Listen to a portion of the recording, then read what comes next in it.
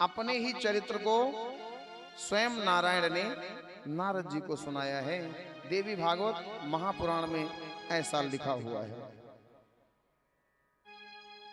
एक दिन महर्षि नारद बैकुंठ में भगवान के समक्ष पहुंचे और कहने लगे, महाराज, महामाई के गुणों का बखान सुन सुन के मैं इतना प्रफुल्लित हो गया हूं कि आज मैं आपके द्वारा और महामाई के द्वारा समस्त चरित्र का वर्णन सुनना चाहता हूं। नारायण मुस्कुराए और कहने लगे, देवर्ष, इसमें भी कारण होगा,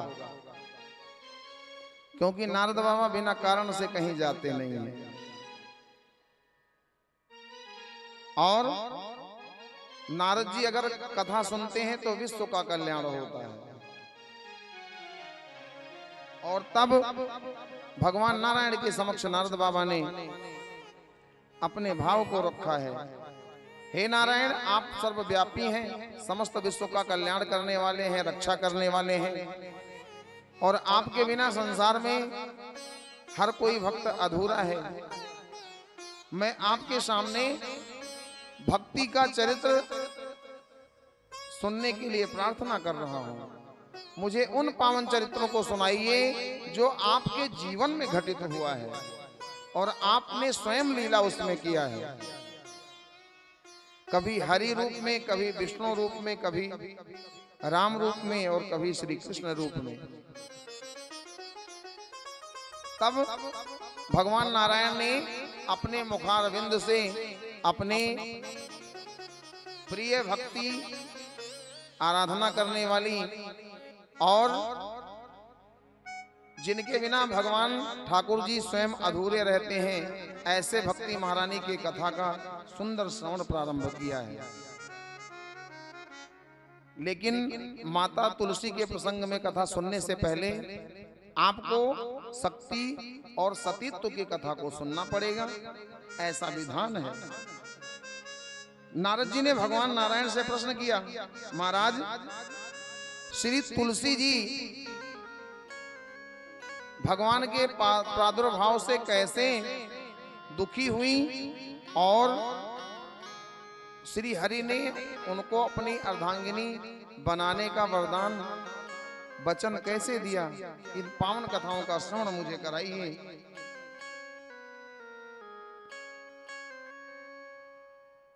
तो नारायण बोले,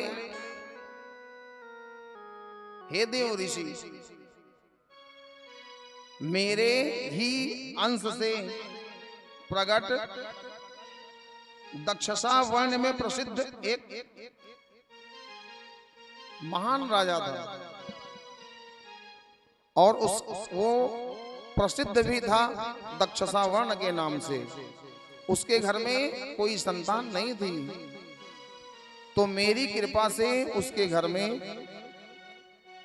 ब्रह्मसा वर्ण नाम का एक पुत्र जन्म लेकर के आया। और राजा दक्षसा वर्ण ने बड़ी उत्सव और बड़ी खुशियां मनाई। इनके पुत्र ब्रह्मसा वर्ण के घर में ब्रह्म सावण, इनका नाम ब्रह्म सावण भी था, इनके घर में भी एक पुत्र उत्पन्न हुआ जिनका नाम धर्मसा वर्ण हुआ।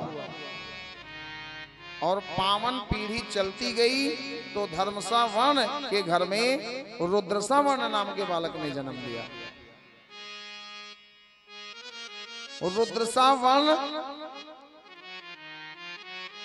से एक बालक ने जन्म लिया जिसका नाम वृषध्वज था।